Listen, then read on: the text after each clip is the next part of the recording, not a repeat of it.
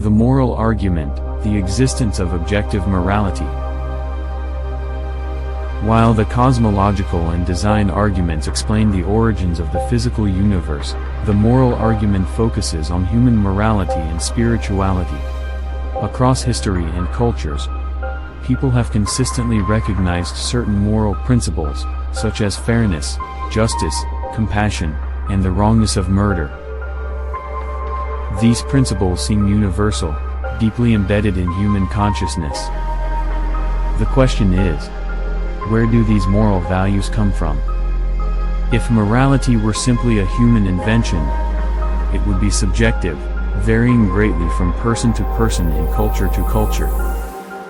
People would have different views on what is right and wrong, with no shared moral foundation upon which societies could build laws or ethical norms. For example, some societies have practiced lying while others have condemned it as immoral. If morality is subjective, it could be argued that each culture's moral stance is equally valid, even regarding practices like stealing or murder. However, what we observe is different. While cultures may vary in their specific practices, certain moral principles are consistent. Almost every society, whether ancient or modern, condemns murder and values justice. The belief that it is wrong to kill innocent people is almost universally accepted, regardless of time, place, or culture. This moral consensus cannot easily be explained if morality is simply subjective and dependent on human opinion. In societies that have practiced slavery, moral arguments were used to abolish the practice, even though many people at the time believed it was acceptable. For example, the abolition of slavery in the United States was driven by the moral belief that slavery was inherently unjust, despite its historical acceptance. This shows that even when moral values are challenged or ignored, there is an underlying recognition of certain principles, such as justice and equality, that transcend cultural norms. The consistency of moral values across cultures suggests that morality is not just a human invention. If morality were subjective, we would expect it to differ drastically from one culture to another. Instead, there are remarkable similarities, such as the prohibition of murder, the importance of justice, and the obligation to treat others with compassion. These moral values seem to point to something beyond human opinions or societal agreements. For example, consider the principle of fairness. The belief that it is wrong to treat one person differently from another without just cause is widespread. From the ancient code of Hammurabi to modern legal systems, fairness is seen as essential for justice. Whether in courtrooms or everyday life, fairness is considered a cornerstone of moral conduct. But where does this sense of fairness come from? Philosophers argue that objective morality must have a source.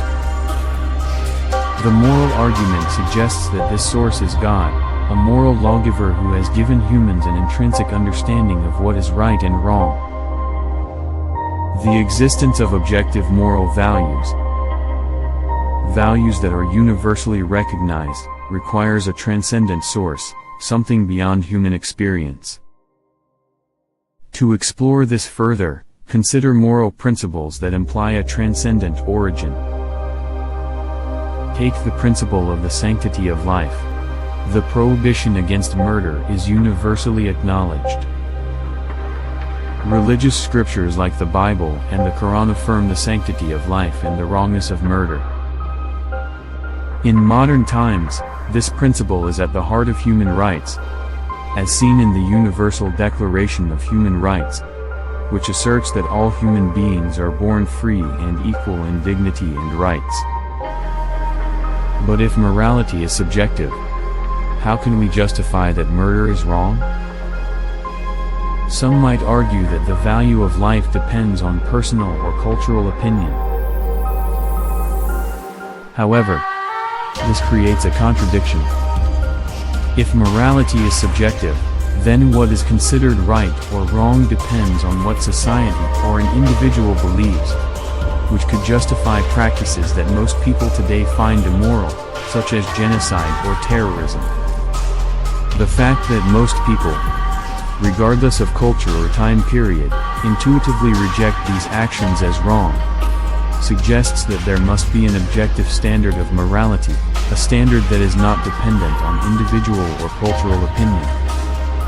The moral argument suggests that this objective standard comes from a moral lawgiver, or God, who has instilled moral truths in subconscious of human beings.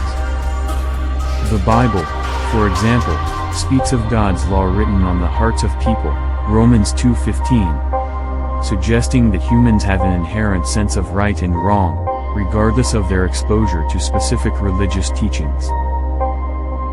If we reject the idea of a divine moral lawgiver, what happens to morality? Without belief in a higher power, moral values risk becoming mere subjective preferences or societal conventions. In this case, morality becomes flexible and dependent on individual desires, cultural norms, or historical context. This eventually fosters global disorder and places humanity at significant risk. Without an objective moral lawgiver, it becomes difficult to justify any right or wrong. Human rights depend on the inherent dignity of each person. But if morality is subjective, there is no reason why one person's rights should be more important than another's desires. For example, why should one person's right to life be protected if it conflicts with another person's desires? To explore it more, let's take example from animals to understand instinctive moral and sense of right and wrong. Even in nature, morality is evident. Carnivorous animals mark their territory, and others instinctively respect it unless willing to challenge. This territorial behavior reflects a natural sense of rights and order, underscoring that boundaries and fairness are essential for harmony. If humans dismiss morality as subjective, chaos replaces the order that's seen even in the animal kingdom to some extent. Besides, the instinctively instilled sense of right and wrong, belief in God, particularly in a benevolent and just creator, provides the foundation for human rights by asserting that all human beings are equal and deserving of respect. In conclusion, the moral argument suggests that the existence of objective moral values, such as fairness, justice, the sanctity of life, and willingness to help, cannot be explained by human invention or societal consensus alone. These values point to a higher, transcendent source, a moral lawgiver, or God, who has embedded these principles within human consciousness. This lawgiver provides the foundation for morality, human rights, and justice.